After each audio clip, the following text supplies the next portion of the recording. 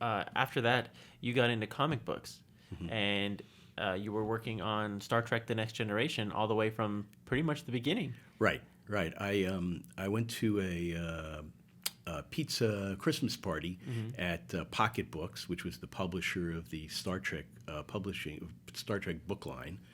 And there was a guy there named Bob Greenberger who was tangentially involved with the Star Trek books. And Bob was also editing the only Star Trek title, which was published by DC. And he said, well, I said, Bob, I'd love to do some Star Trek work and in comics. And he said, well, we're bringing this title to an end. We're establishing a new contract, and it'll probably include the new show, The Next Generation. So would you be interested in that? And I said, kidding me? Would I? So when they got the contract, he called me and he said, yeah, you want to try? Like, we'll give you a contract for a year and see how it goes. So we did that, and apparently it went well because I got another one and another one. I think it was a series of like 7 one-year contracts. Wow. And it was a lot of fun. The toughest part was not duplicating what they were doing on the screen. Of course. Because they couldn't tell us in advance, too far in advance, what they were doing. So I would say, well, how about this? I would give them like 6 plots.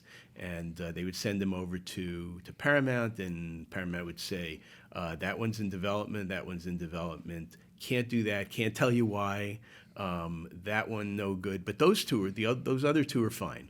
Wow. And, it was sort of like, it was very much like working on the show, You were their other division where they were like, okay, what are you working on? So we can't touch that. And you were like the little brother who was there, right, like, hey, right.